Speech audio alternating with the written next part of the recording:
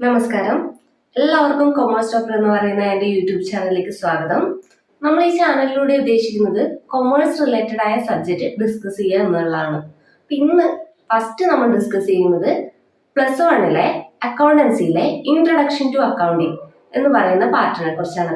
അപ്പൊ സമയം വൈകാതെ തന്നെ നമുക്ക് വീഡിയോയിലേക്ക് പോവാം. ഫസ്റ്റ് നമ്മൾ പഠിക്കാൻ പോകുന്നത് what you mean by accounting, എന്താണ് അക്കൗണ്ടിങ്, അതിനെ കുറിച്ചാണ് നമ്മൾ പഠിക്കാൻ പോകുന്നത്. അപ്പോൾ നിങ്ങൾക്ക് ചിലപ്പോൾ അറിയായിരിക്കും, അറിയാത്തവരുണ്ടായിരിക്കും. What you mean by accounting നമുക്ക് സിമ്പിൾ ആയിട്ട് എന്താ പറയാ, നമ്മുടെ ഒരു കമ്പനിയുടെ കണക്കും കാര്യങ്ങളും റെക്കോർഡ് ചെയ്യുന്നതിന് പറയുന്ന പേരാണ് അക്കൗണ്ടിങ്. എന്താ പറയാ, ഒരു കമ്പനിയുടെ കണക്കും കാര്യങ്ങളും റെക്കോർഡ് ചെയ്യുന്നതിന് നമ്മൾ പറയുന്ന പേരാണ് എന്ത്, അക്കൗണ്ടിങ്. ആരാണോ ഈ അക്കൗണ്ടിങ് വർക്ക് ചെയ്യുന്നത് അവരെ നമ്മൾ വിളിക്കുന്ന പേരാണ് അക്കൗണ്ടന്റ്. എന്താണ്, ഒരു കമ്പനിയുടെ കണക്കും കാര്യങ്ങളും റെക്കോർഡ് ചെയ്യുന്നതിന് നമ്മൾ പറയുന്ന പേരാണ് അക്കൗണ്ടിങ്. ആരാണോ ഈ അക്കൗണ്ടിങ് വർക്ക് ചെയ്യുന്നത് അവരാണ് ആര്, അക്കൗണ്ടന്റ്.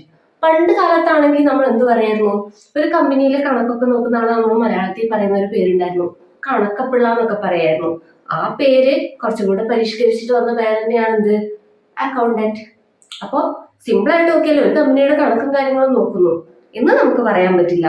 എന്താ പറയാ, അക്കൗണ്ടിങ് എന്താന്ന് ചോദിച്ചാൽ അതിനൊരു ഡെഫിനേഷൻ ആയിട്ട് എന്ത് വേണം, നമ്മൾ പറയണം. അപ്പൊ നമ്മൾ എന്ത് വേണം, ഒരു ഡെഫിനേഷൻ പഠിച്ചിരിക്കണം.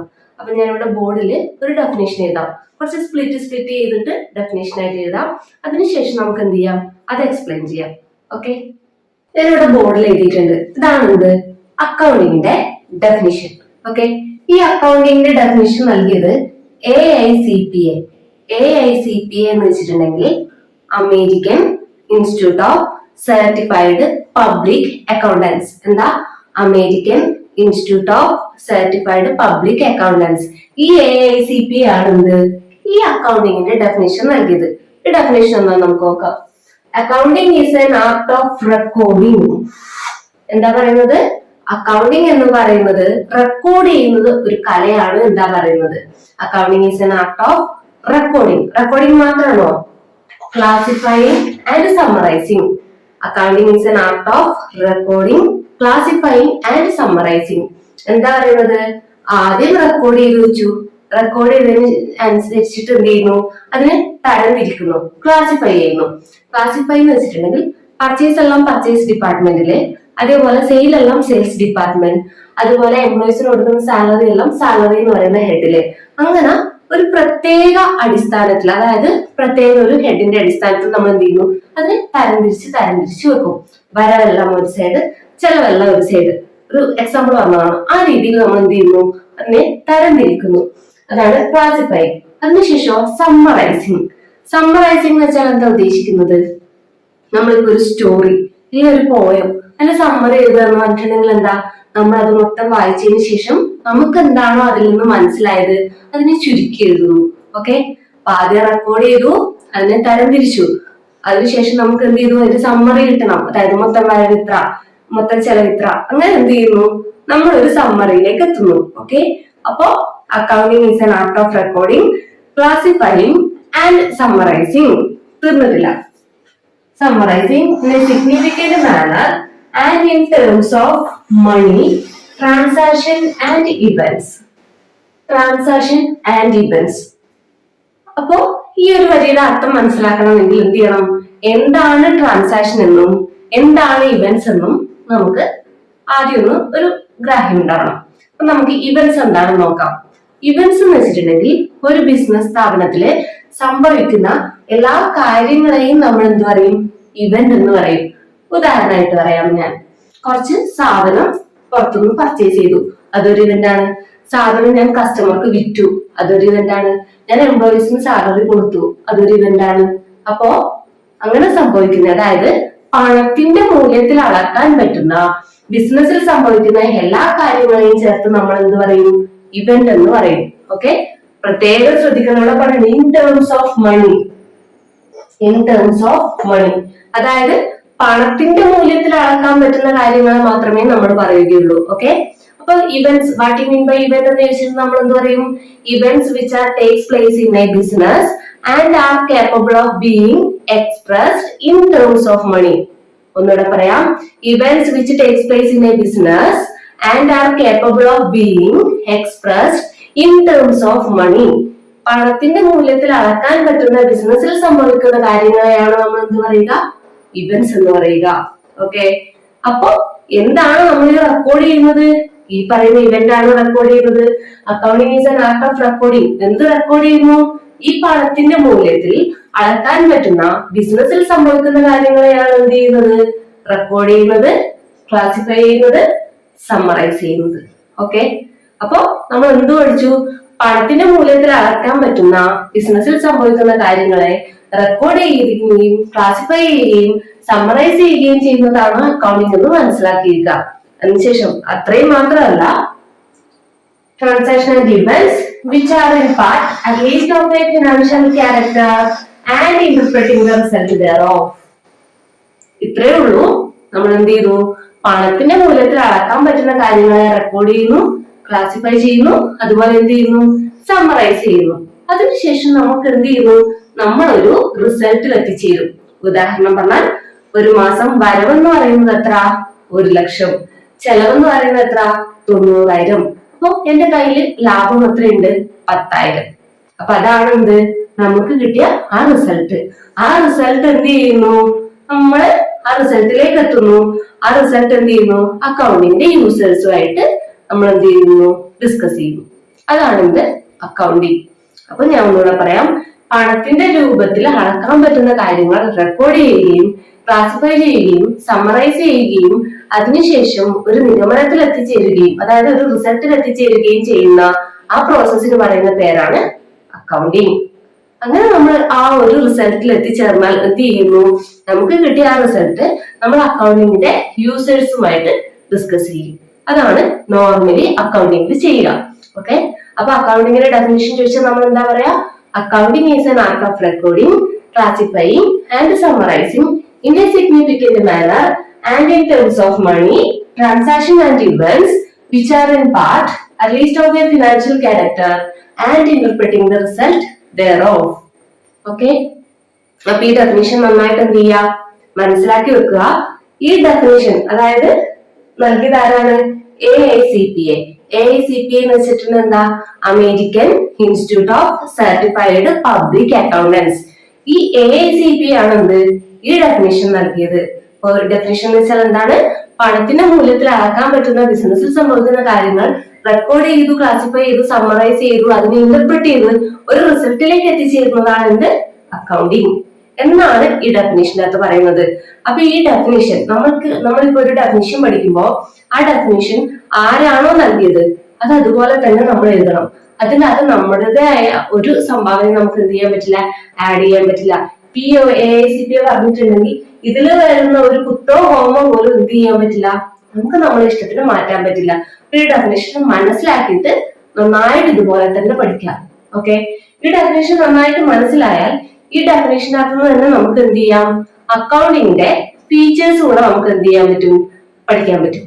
ഓക്കെ, അപ്പൊ നമുക്ക് എന്താണ് അക്കൗണ്ടിങ്ങിന്റെ ഫീച്ചേഴ്സ് എന്നുള്ളത് അടുത്തതായിട്ട് നോക്കാം. ഓക്കെ, ഫീച്ചേഴ്സ് നമുക്ക് നോക്കാം.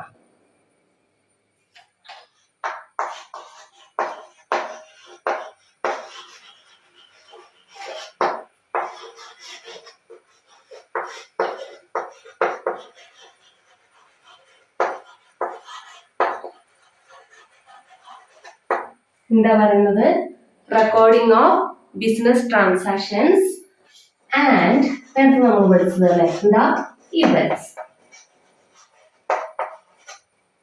Recording of business transactions and events എന്താ ഉദ്ദേശിക്കുന്നത്? ബിസിനസ്സിൽ സംഭവിക്കുന്ന ഇവന്റ്സ് റെക്കോർഡ് ചെയ്യുന്നു. ട്രാൻസാക്ഷൻ ഉദ്ദേശിക്കുന്നത് എന്താണ്?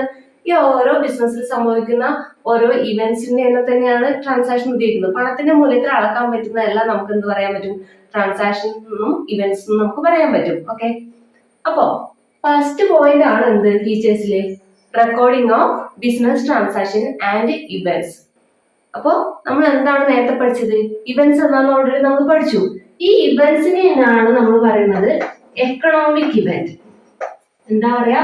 ഇവന്റ്സ് എന്ന് പറയുന്നത് തന്നെയാണ് എന്ത്? Economic event. ഈ ഇവന്റ്സ് രണ്ട് ടൈപ്പ് ഉണ്ട്.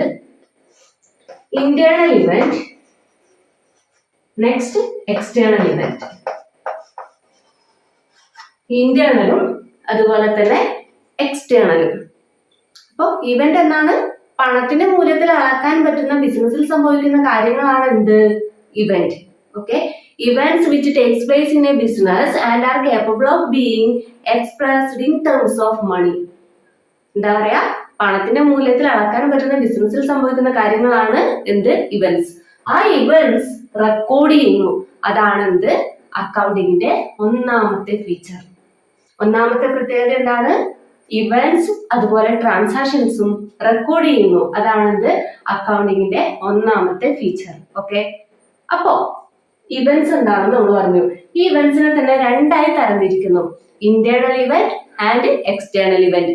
അപ്പൊ നമ്മുടെ സംശയം, എന്താണ് ഇന്റേണൽ ഇവന്റ്, എന്താണ് എക്സ്റ്റേണൽ ഇവന്റ്?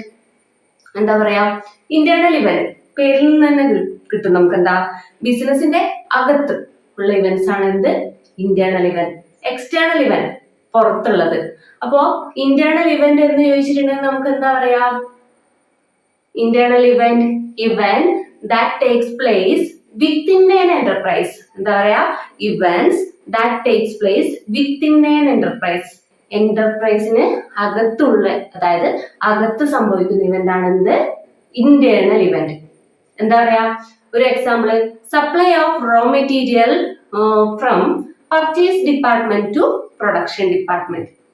പർച്ചേസ് ഡിപ്പാർട്ട്മെന്റ് വാങ്ങിയ raw material production ഡിപ്പാർട്ട്മെന്റിലേക്ക് hand over ചെയ്യുന്നു.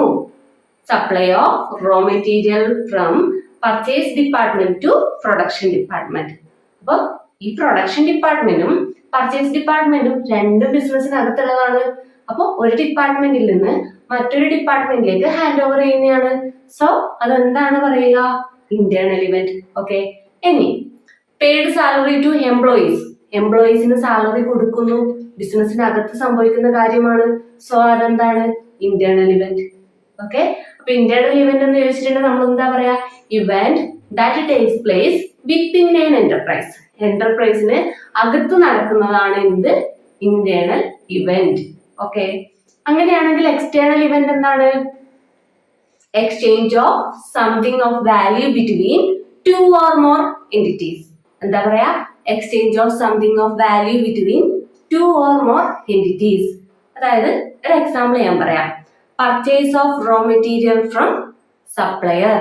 സപ്ലയറുടെ കയ്യിൽ നിന്ന് എന്ത് ചെയ്തു, നമ്മൾ റോ മെറ്റീരിയൽ വാങ്ങി.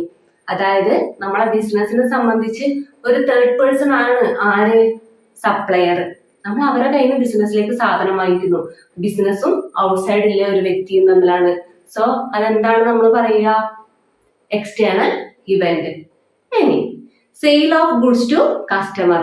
നമ്മുടെ സാധനം നമ്മൾ എന്ത് ചെയ്യുന്നു, കസ്റ്റമർക്ക് വിൽക്കുന്നു.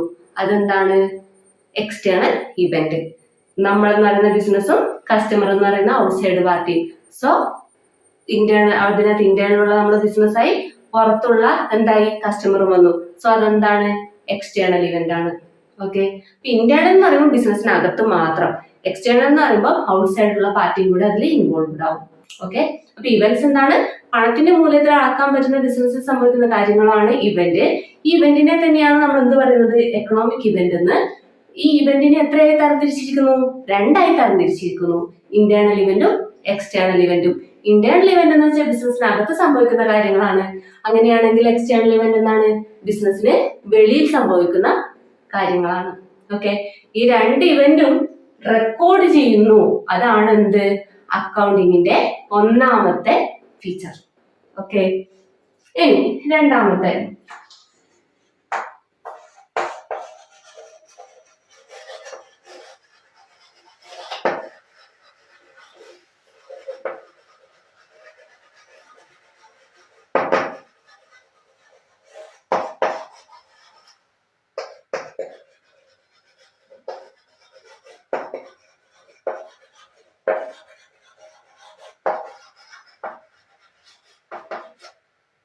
ഇവിടെ എന്താ പറയാ, classifying and summarising the transaction and events. Record ചെയ്തു വെച്ചാൽ ഈ ഇവന്റ്സിനെ ക്ലാസിഫൈ ചെയ്യുന്നു, അതുപോലെ തന്നെ എന്ത് ചെയ്യുന്നു, സമ്മറൈസ് ചെയ്യുന്നു. എന്താ പറയാ, classifying and summarising the transactions and events. നമ്മൾ ആദ്യം റെക്കോർഡ് ചെയ്ത് വെച്ച ഇവന്റ്സിനെ നമ്മൾ എന്ത് ചെയ്യുന്നു, ക്ലാസിഫൈ ചെയ്യുന്നു. നേരത്തെ നമ്മൾ ഓൾറെഡി പറഞ്ഞതല്ല, പർച്ചേസ് എല്ലാം പർച്ചേസ് എന്ന് പറയുന്ന ഹെഡിൽ, സെയിൽ എല്ലാം സെയിൽ എന്ന് പറയുന്ന ഹെഡിൽ, എല്ലാ വരുമാനവും നമ്മൾ എന്ത് ചെയ്യുന്നു, ഇൻകം എന്ന് പറയുന്ന ഹെഡിൽ. അങ്ങനെ ഒരു പ്രത്യേക ഹെഡിന്റെ അടിസ്ഥാനത്തിൽ നമ്മൾ ഇതിനെ തരംതിരിക്കുന്നു. അതിനുശേഷം അത് എന്ത് ചെയ്യുന്നു, സമ്മറൈസ് ചെയ്യുന്നു. ഇത് തന്നെയാണ് നമ്മൾ ഓൾറെഡി ഡെഫിനിഷനിൽ പറഞ്ഞത്. ആ ഡെഫിനിഷൻ സ്പ്ലിറ്റ് ചെയ്ത് നമ്മൾ 3 പോയിന്റ് ആയിട്ട് എടുക്കുന്നു എന്ന് മാത്രമേ ഉള്ളൂ. ഓക്കെ, ഇനി മൂന്നാമത്തെ പോയിന്റ്.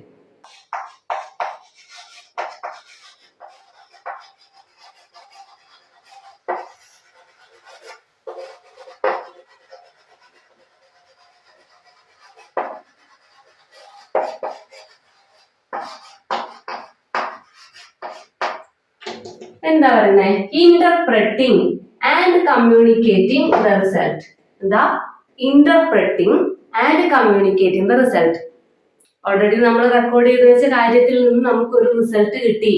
വരവ് ഇത്രയാണ്, ചെലവ് ഇത്രയാണ്, ലാഭം ഇത്രയാണ്. അങ്ങനെ നമുക്ക് കിട്ടിയ ആ റിസൾട്ട് അതെങ്ങനെ കിട്ടുന്നു, ഇന്റർപ്രറ്റ് ചെയ്തിട്ട് നമുക്കൊരു റിസൾട്ട് കിട്ടുന്നു. അതെന്ത് ചെയ്യുന്നു, കമ്മ്യൂണിക്കേറ്റ് ചെയ്യുന്നു. അതായത് അക്കൗണ്ടിങ്ങിന്റെ യൂസേഴ്സുമായിട്ട് നമ്മൾ എന്ത് ചെയ്യുന്നു, നമുക്ക് കിട്ടിയ ഈ റിസൾട്ട് നമ്മൾ എന്ത് ചെയ്യുന്നു, കമ്മ്യൂണിക്കേറ്റ് ചെയ്യുന്നു. ഇതാണ് എന്ത്, അക്കൗണ്ടിങ്ങിന്റെ ഫീച്ചേഴ്സ്. എന്തൊക്കെയാണ്, നമ്മൾ എന്ത് ചെയ്യുന്നു, ആദ്യം റെക്കോർഡ് ചെയ്തു, പിന്നെ എന്ത് ചെയ്തു, ക്ലാസിഫൈ ചെയ്തു, അതിനുശേഷം എന്ത് ചെയ്തു, എന്നെ സമ്മറൈസ് ചെയ്തു, അതിനുശേഷം ഇന്റർപ്രറ്റ് ചെയ്ത ഒരു റിസൾട്ടിലേക്ക് എത്തിച്ചേർന്നു. ആ റിസൾട്ട് നമ്മൾ യൂസേഴ്സുമായിട്ട് കമ്മ്യൂണിക്കേറ്റ് ചെയ്യുന്നു. അപ്പൊ ഒന്നാമത്തെ ഫീച്ചേഴ്സ് എന്താ, recording of transaction and events. Okay, second എന്താണ് പറയാ, classifying and summarising transactions and events.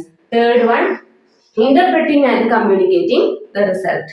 Interpreting and communicating the result. ഇതാണ് എന്ത്, അക്കൗണ്ടിങ്ങിന്റെ 3 ഇമ്പോർട്ടന്റ് ഫീച്ചേഴ്സ്. നമ്മളിവിടെ പഠിച്ചു interpreting and communicate the result. ഈ റിസൾട്ട് നമ്മൾ ആരോടാണ് കമ്മ്യൂണിക്കേറ്റ് ചെയ്യുന്നത്, യൂസേഴ്സിനോട്. അപ്പൊ നമുക്ക് അടുത്ത എന്താ പഠിക്കാനുള്ളത്, ആരാണ് അക്കൗണ്ടിങ്ങിന്റെ യൂസേഴ്സ് എന്നാണ് നമുക്ക് പഠിക്കാനുള്ളത്. അപ്പൊ നമ്മൾ ആരാണ് അക്കൗണ്ടിങ്ങിന്റെ യൂസേഴ്സ് എന്ന് നോക്കാം. 3 പ്രത്യേകതകൾ നമ്മൾ ഓൾറെഡി ഡിസ്കസ് ചെയ്തു. അതിനുശേഷം ഞാൻ ലാസ്റ്റ് പറഞ്ഞിട്ടുണ്ടായിരുന്നു, മൂന്നാമത്തെ പോയിന്റ് പഠിക്കുമ്പോൾ പറഞ്ഞു, മൂന്നാമത്തെ point interpreting and communicate the result തയ്യാറാവും. എന്ത് ചെയ്തു, മൂന്നാമത് നമ്മളൊരു റിസൾട്ടിലേക്ക് എത്തിച്ചേർന്നു. ആ എത്തിച്ചേർന്ന റിസൾട്ട് നമ്മൾ എന്ത് ചെയ്യുന്നു, നമ്മളെ ബിസിനസിന്റെ യൂസേഴ്സുമായിട്ട് എന്ത് ചെയ്യുന്നു, കമ്മ്യൂണിക്കേറ്റ് ചെയ്യുന്നു എന്ന് നേരത്തെ നമ്മൾ ഓൾറെഡി പറഞ്ഞിട്ടുണ്ടായിരുന്നു. അപ്പോ നമ്മുടെ ചോദ്യമായിരുന്നു, ആരാണ് അക്കൗണ്ടിങ്ങിന്റെ യൂസേഴ്സ്? ആ യൂസേഴ്സുമായിട്ട് കമ്മ്യൂണിക്കേറ്റ് ചെയ്യുന്നു എന്ന് പറഞ്ഞു. അപ്പൊ ആരാണ് യൂസേഴ്സ് എന്ന് നമ്മൾ പഠിക്കണം. അതാണ് ബോർഡിൽ എഴുതിയിരിക്കുന്നത്, യൂസേഴ്സ് ഓഫ് അക്കൗണ്ടിങ് ഇൻഫർമേഷൻ. അതില് ഫസ്റ്റ് പോയിന്റ് വന്നേക്കാണ് മാനേജ്മെന്റ്. അപ്പൊ മാനേജ്മെന്റ് എന്ന് പറയുമ്പോൾ ആ കമ്പനിയിലെ ഓണറും അതുപോലെ അതിന്റെ താഴെ വരുന്ന അതോറിറ്റീസിൽ വരുന്ന ആൾക്കാരൊക്കെ ഉൾപ്പെടുന്ന ഒരു ബോർഡ് ഉണ്ടാവും, management and board of directors എന്ന് പറഞ്ഞിട്ട്. അപ്പോ അവർക്ക് എന്താണ് ഈ അക്കൗണ്ടിങ്ങിന്റെ ഇൻഫർമേഷൻ കൊണ്ടുള്ള പ്രയോജനം എന്ന് ചോദിച്ചാൽ, ഇപ്പൊ നമ്മുടെ സ്ഥാപനം ഇവിടെ നിൽക്കുന്നു, ഇനി ഭാവിയിൽ നമ്മുടെ ഒരു സ്ഥാപനം, അതായത് ഉദാഹരണം ഞാൻ പറയാം, എന്റെ ഒരു ലക്ഷ്യം എന്ന് പറഞ്ഞാൽ ഒരു മാസം 5 ലക്ഷം രൂപ സെയിൽ ഉണ്ടാക്കുക എന്നായിരുന്നു നമ്മുടെ കമ്പനീന്റെ ലക്ഷ്യം. പക്ഷെ നമ്മൾ കണക്കൊക്കെ നോക്കിക്കഴിഞ്ഞപ്പോഴാണ് നമ്മൾ മനസ്സിലാക്കുന്നത്, ഇപ്പൊ നമ്മൾ എവിടെ എത്തുന്നു, 4 ലക്ഷത്തിൽ മാത്രമേ എത്തിയിട്ടുള്ളൂ.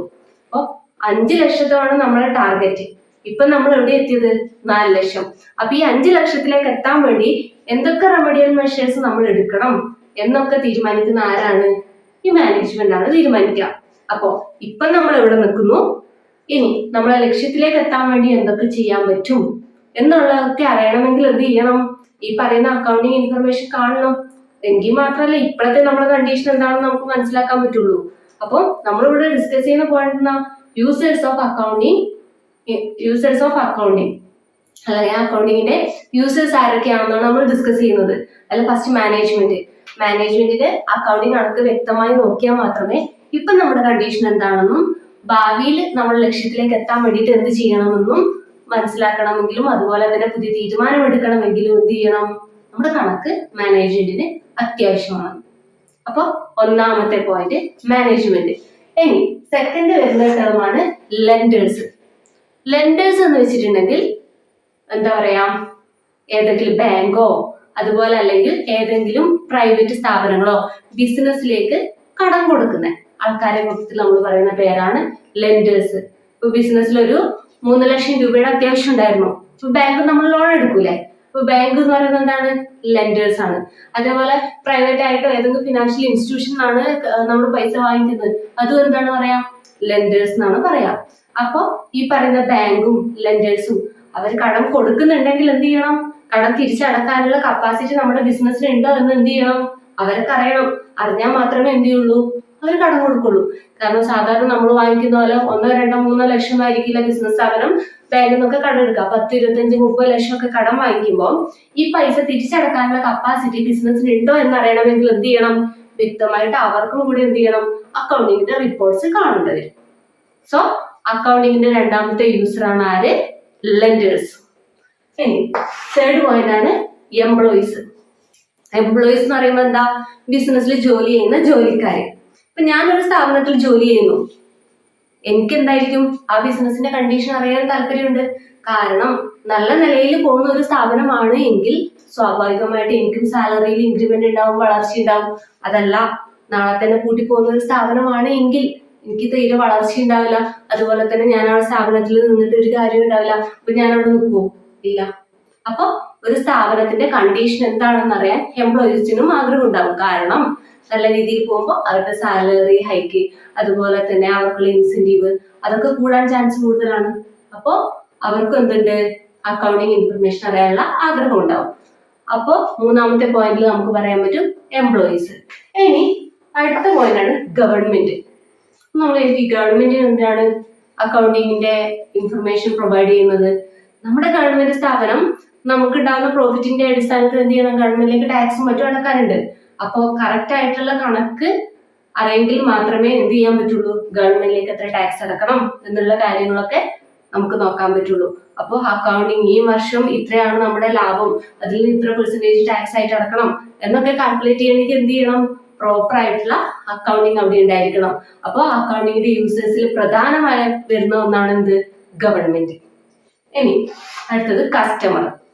അതായത് ഒരു ബിസിനസ് വളരാൻ വേണ്ടിയിട്ട് പ്രധാനമായിട്ടും വേണ്ടതാണെന്ത്? നല്ലൊരു കസ്റ്റമർ. അതായത് നല്ല കസ്റ്റമറെ നമ്മൾ എങ്ങനെ ഉണ്ടാക്കുക? നല്ല സർവീസ് പ്രൊവൈഡ് ചെയ്തിട്ടാണ് നമ്മൾ എന്ത് ചെയ്യുക? നല്ല കസ്റ്റമറെ നമ്മൾ ബിൽഡപ്പ് ചെയ്തെടുക്കുക.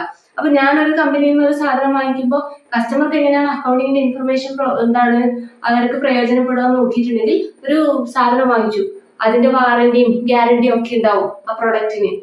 ഈ വാറന്റിയും ഗ്യാരണ്ടിയും ഒക്കെ നിൽക്കുന്ന കാലത്തോളം 1 വർഷം 2 വർഷമോ അത്രയും കാലം ഈ കമ്പനി നടന്നു പോകുമോ അല്ലെങ്കിൽ പൂട്ടിപ്പോവോ എന്നൊക്കെ അറിയാനുള്ള ആഗ്രഹം എന്തുണ്ടാവും? കസ്റ്റമർക്കും ഉണ്ടാവും. അപ്പൊ സ്വാഭാവികമായിട്ടും അക്കൗണ്ടിങ്ങിന്റെ യൂസറിൽ പ്രധാനമായിട്ട് വരുന്ന ഒരാളാണ് ആര്? കസ്റ്റമർ. ദെൻ അടുത്ത വരുന്നതാണ് സപ്ലയർ. സപ്ലയർ എന്ന് വെച്ചിട്ടുണ്ടെങ്കിൽ എന്താ പറയാ? ബിസിനസ്സിലേക്ക്, അതായത് പ്രൊഡക്റ്റ് ആക്കാൻ വേണ്ടിയിട്ടുള്ള റോ മെറ്റീരിയൽ സപ്ലൈ ചെയ്യുന്ന ആളാണ് സപ്ലയർ. നേരത്തെ പറഞ്ഞ പോലെ ഞാനിപ്പോ ഒരു ഫർണിച്ചർ ഷോപ്പാണ് നടത്തുന്നത്. ഓക്കെ, ഞാൻ ഇപ്പൊ ഒരു മരത്തടിയൊക്കെ എടുത്തിട്ട് സ്വന്തമായിട്ടാണ് അവിടെ നിന്ന് എന്ത് ചെയ്യുന്നത്? ജോലിക്കാരെ വെച്ചിട്ട് ഫർണിച്ചർ ആക്കുന്നത്. അപ്പൊ എന്റെ റോ മെറ്റീരിയൽ എന്ന് പറയുന്നത് എന്താണ്? അവിടെ ബിസിനസ്സിലേക്ക് വരുന്ന തടികളാണ് എന്ത്? എന്റെ റോ മെറ്റീരിയൽ. അപ്പൊ ആ റോ മെറ്റീരിയൽ ഞാൻ എന്ത് ചെയ്യുന്നുണ്ടാവും? വേറെ ഏതെങ്കിലും സപ്ലയറിന് കയ്യിലായിട്ട് വാങ്ങിക്കുന്നുണ്ടാവാം. അപ്പൊ ഞാൻ റെഡി ക്യാഷ് കൊടുക്കാം. അതേപോലെ തന്നെ സാധനം വാങ്ങിച്ചിട്ട് ഒരാഴ്ച 1 മാസത്തെ ഗ്യാപ്പിന് എന്ത് ചെയ്യാം? കടമായിട്ടും ഞാൻ കൊടുക്കാം. അപ്പൊ ഞാൻ കടമായിട്ടാ വാങ്ങിക്കുന്നുണ്ടെങ്കിൽ എന്റെ സ്ഥാപനം നല്ല രീതിയിൽ നടക്കുന്ന നല്ല പ്രോഫിറ്റ് ഉള്ള കമ്പനി ആണെങ്കിൽ മാത്രമേ എന്ത് ചെയ്യുള്ളൂ? അവരെനിക്ക് കടം തരുള്ളൂ. അതല്ല പെട്ടെന്ന് മുങ്ങി പോകുന്ന കമ്പനിയാണ് അവരെനിക്ക് കടം തരാൻ നിൽക്കുമോ? ഇല്ല. അപ്പൊ സ്വാഭാവികമായിട്ട് എന്റെ ബിസിനസിന്റെ കണ്ടീഷൻ എന്താണെന്ന് അറിയാനുള്ള ആഗ്രഹം അവർക്കും ഉണ്ടാവും. അവരും എന്താണ്? അക്കൗണ്ടിങ്ങിന്റെ യൂസർ ആണ്. അപ്പൊ അക്കൗണ്ടിങ്ങിന്റെ യൂസറിൽ പ്രധാനപ്പെട്ടതാണ് ഈ പറഞ്ഞ 6 പേര്. ആരൊക്കെയാണ്?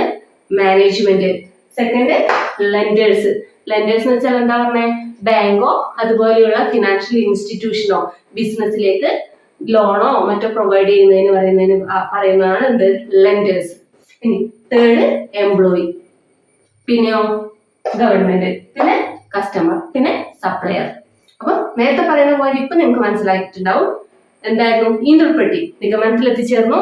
അതിനുശേഷം കമ്മ്യൂണിക്കേറ്റ് ദ റിസൾട്ട്. നമ്മുടെ കണ്ടീഷൻ ഇങ്ങനെയാണെന്ന് നമ്മൾ കമ്മ്യൂണിക്കേറ്റ് ചെയ്യുന്നു. ആരോട്? നമ്മുടെ യൂസേഴ്സിനോട്. അപ്പൊ ആരാണ് നമ്മുടെ യൂസർ? ഈ പറയുന്ന ആൾക്കാരൊക്കെയാണെന്ന് നമ്മുടെ യൂസർ. നമ്മൾ ഡിസ്കസ് ചെയ്തത് അക്കൗണ്ടിങ്ങിന്റെ ഡെഫിനേഷൻ ആയിരുന്നു. അതുപോലെ തന്നെ നമ്മൾ എന്ത് പറഞ്ഞു? അക്കൗണ്ടിങ്ങിന്റെ ഫീച്ചേഴ്സ് പറഞ്ഞു. പിന്നെ നമ്മൾ എന്ത് പറഞ്ഞു? യൂസേഴ്സ് പറഞ്ഞു. ഇനി നമ്മൾ പഠിക്കാൻ പോകുന്നതാണ് എന്ത്? അക്കൗണ്ടിങ്ങിന്റെ ഒബ്ജക്റ്റീവ്സ്. അഡ്വാൻറ്റേജസ് ഓഫ് അക്കൗണ്ടിങ് ചോദിക്കാം പലപ്പോഴും. അതുപോലെ തന്നെ ഒബ്ജക്റ്റീവ്സ് എന്ന് പറഞ്ഞിട്ട് ചോദിക്കാം. എന്ത് ചോദിച്ചാലും ഞാൻ ഇനി പറയുന്ന കാര്യങ്ങളൊക്കെയാണ് എന്ത് അക്കൗണ്ടിങ്ങിന്റെ ഒബ്ജക്റ്റീവ്സ്. ഇപ്പൊ നമുക്ക് കേട്ടതിൽ വെച്ച് നിങ്ങൾക്ക് തന്നെ പറയാൻ പറ്റും. നേരത്തെ നമ്മൾ ഫീച്ചേഴ്സ് പറഞ്ഞു. എന്താ ഫസ്റ്റ് പറഞ്ഞേ? Recording of business transactions and events. അത് തന്നെ നമുക്ക് എന്ത് പറയാൻ പറ്റും? ഒബ്ജക്റ്റീവ്സ് ആയിട്ടും പറയാൻ പറ്റും. അപ്പൊ ഫസ്റ്റ് ഒബ്ജക്റ്റീവ് എന്ന് പറയുന്നത് recording of business transactions and events. എന്താണ്? ബിസിനസ്സിൽ സംഭവിക്കുന്ന ട്രാൻസാക്ഷൻസും ഇവന്റ്സും നമ്മൾ എന്ത് ചെയ്യുക? റെക്കോർഡ് ചെയ്യുക. ഞാൻ എക്സ്പ്ലെയിൻ ചെയ്യുന്നില്ല, ഓൾറെഡി കുറച്ച് മുന്നേ ഫീച്ചേഴ്സിൽ ഞാനത് ഓൾറെഡി പറഞ്ഞു കഴിഞ്ഞു. അപ്പോൾ ഒന്നാമത്തെ ഒബ്ജക്റ്റീവ്സ് ആണ് recording of business transactions and events. Okay. ഇനി സെക്കൻഡ്, രണ്ടാമത്തെ പോയിന്റ് ആണ് എന്താണ്? Ascertainment of profit and loss, അല്ലെങ്കിൽ to find out profit or loss. എന്താണ് അർത്ഥാക്കുന്നത്? ലാഭമാണോ നഷ്ടമാണോ എന്ന് കണ്ടെത്തുക. To find out the profit or loss or ascertainment of profit and loss. Profit ആണോ അതുപോലെ തന്നെ നഷ്ടമാണോ എന്ന് കണ്ടെത്തുക എന്നതാണ് എന്ത് അക്കൗണ്ടിങ്ങിന്റെ രണ്ടാമത്തെ ലക്ഷ്യം. കാരണം നമ്മളിപ്പം ബിസിനസ് നടത്തി കഴിയുമ്പോൾ ലാഭമാണോ നമുക്കുള്ളത് നഷ്ടമാണോ, അതാണല്ലോ മെയിൻ ആയിട്ട് നമ്മൾ ഫസ്റ്റ് ആദ്യം കണ്ടെത്തുക. അത് തന്നെയാണ് ഇവിടെ പറയുന്നത്. ലാഭമാണോ നഷ്ടമാണോ, എങ്ങനെയാണ് ലാഭം നഷ്ടം നമ്മൾ കണ്ടെത്തുക? മൊത്തം വരവ് എത്ര, അതിനകത്ത് ചിലവ് കുറച്ച് കഴിയുമ്പോൾ നമുക്ക് എന്ത് കിട്ടും? നമുക്ക് മിച്ചമുള്ള പൈസ കിട്ടും. അപ്പൊ നമുക്ക് മനസ്സിലാക്കാൻ പറ്റും നമുക്ക് എന്താ ലാഭമാണോ നഷ്ടമാണോ എന്നുള്ള കാര്യം. അങ്ങനെ നമുക്ക് ലാഭമാണോ നഷ്ടമാണോ എന്ന് നമ്മൾ കണ്ടെത്തുന്നു. അതാണ് എന്ത് അക്കൗണ്ടിങ്ങിന്റെ രണ്ടാമത്തെ ഒബ്ജക്റ്റീവ്സ്. ഇനി മൂന്നാമത്തെ ഒബ്ജക്റ്റീവ് എന്ന് പറയുന്നത് എന്താണ്? To find out the financial position of the firm. ഈ ഫേം എന്ന് പറഞ്ഞാലും ബിസിനസ് എന്ന് പറഞ്ഞാലും ഓർഗനൈസേഷൻ, ഇതെല്ലാം നമ്മൾ ഒരു ടേം ആയിട്ട് ഉപയോഗിക്കും. ഓർഗനൈസേഷൻ എന്ന് പറഞ്ഞാൽ നമ്മുടെ ബിസിനസ് സ്ഥാപനത്തിനെയാണ് ഉദ്ദേശിക്കുന്നത്. ബിസിനസ് എന്ന് പറഞ്ഞാലും നമ്മൾ ബിസിനസ് സ്ഥാപനമാണ് ഉദ്ദേശിക്കുക. ഫേം എന്ന് പറഞ്ഞാൽ നമ്മൾ സ്ഥാപനത്തിനെ തന്നെയാണ് ഉദ്ദേശിക്കുന്നത്. ഓക്കെ. നിങ്ങൾ ആദ്യമായിട്ട് ഒരു ടേം കേൾക്കുമ്പോൾ നിങ്ങൾക്ക് കൺഫ്യൂഷൻ ഉണ്ടാവും. കാരണം എന്താ? നിങ്ങൾ ആദ്യമായിട്ടാണ് അക്കൗണ്ടൻസി എന്ന് പറഞ്ഞ സബ്ജക്റ്റും ബിസിനസ് സ്റ്റഡീസ് ഇപ്പോൾ പഠിച്ചു വരുന്നത്. അപ്പൊ ഇത്തരം ഒരു ടേം ആണെങ്കിൽ ഇത് എന്താണെന്നുള്ളൊരു കൺഫ്യൂഷൻ വേണ്ട. അതുകൊണ്ടാണ് ഞാനിപ്പോ പറഞ്ഞത്. അപ്പൊ മൂന്നാമത്തെ പോയിന്റ് എന്താണ് ഇപ്പൊ പറഞ്ഞത്? To find out the financial position. ഒരു ബിസിനസിന്റെ ഫിനാൻഷ്യൽ പൊസിഷൻ കണ്ടെത്താൻ വേണ്ടിയിട്ടാണ് എന്ത് ചെയ്യുന്നത്? നമ്മൾ അക്കൗണ്ടിങ് കാര്യങ്ങൾ ചെയ്യുന്നത്. അപ്പോൾ ഫിനാൻഷ്യൽ പൊസിഷൻ എന്താണെന്നുള്ളത് കുറേ കൂടെ കഴിയുമ്പോൾ ഒരു നിങ്ങൾ ഫിനാൻഷ്യൽ സ്റ്റേറ്റ്മെന്റും ബാലൻസ് ഷീറ്റ് ഒക്കെ പഠിക്കാനുണ്ട്. കുറെ കൂടെ വ്യക്തമായിട്ട് നിങ്ങൾക്ക് മനസ്സിലാവും. അപ്പൊ ഇപ്പൊ എന്താണ് ഫിനാൻഷ്യൽ പൊസിഷൻ എന്ന് പറഞ്ഞാൽ ജസ്റ്റ് മനസ്സിലാക്കി വെക്കുക. നമ്മുടെ ബിസിനസ്സിൽ എത്ര അസറ്റ് ഉണ്ട്, എത്ര ലാബിലിറ്റി ഉണ്ട്, അതിനെ കുറിച്ച് മൊത്തത്തില് ഒരു നമുക്കൊരു ഗ്രാഫ് ഉണ്ടാവുക. അതാണ് എന്ത് ഫിനാൻഷ്യൽ പൊസിഷൻ. നിങ്ങൾക്ക് സംശയം ഉണ്ടാവും, എന്താണ് ഈ അസറ്റ്, എന്താണ് ഈ ലാബിലിറ്റി. ഇപ്പൊ നമുക്ക് അക്കൗണ്ടിങ് ടേംസ് പഠിക്കാനുണ്ട്. അതിൻ്റെ അകത്ത് നമ്മൾ ഡീറ്റെയിൽ ആയിട്ട് ഇപ്പൊ പഠിക്കും. എന്താണ് അക്കൗണ്ടിങ് അസറ്റ്, എന്താണ് അക്കൗണ്ടിങ് ലാബിലിറ്റി എന്നുള്ളതൊക്കെ നമ്മളിപ്പോ പഠിക്കും. ഇപ്പൊ മൈൻഡിൽ വെക്കുക. എന്താ വെക്കണ്ടേ? ഫിനാൻഷ്യൽ പൊസിഷൻ എന്ന് പറഞ്ഞാൽ എന്താ ഉദ്ദേശിക്കുന്നത്?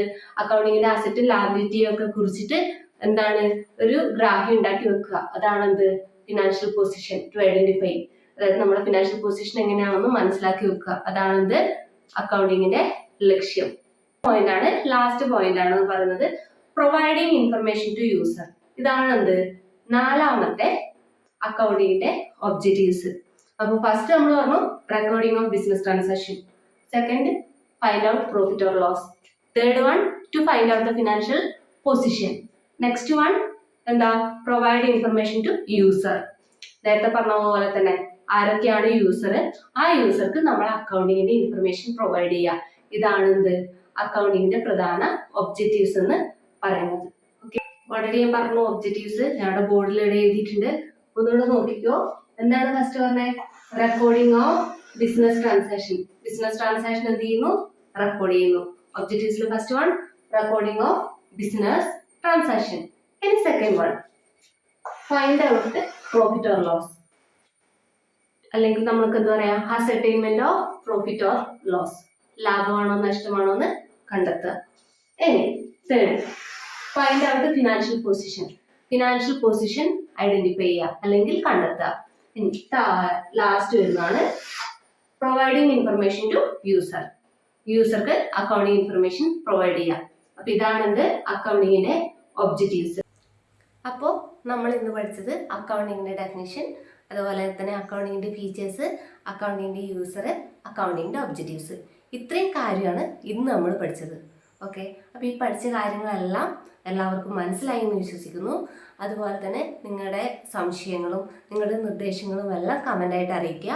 അതുപോലെ ഈ ചാനൽ നിങ്ങൾക്ക് ഉപകാരപ്പെട്ടു എന്ന് തോന്നുകയാണെങ്കിൽ ഒന്ന് സബ്സ്ക്രൈബ് ചെയ്തേക്കുക. അതുപോലെ തന്നെ നിങ്ങളുടെ ഫ്രണ്ട്സിലേക്ക് എത്താൻ വേണ്ടി ഷെയർ ചെയ്യുക. അപ്പോൾ ഇതിൻ്റെ പാർട്ട് 2 ആയിട്ട് നമുക്ക് ഉടനെ തന്നെ കാണാം. Okay, by.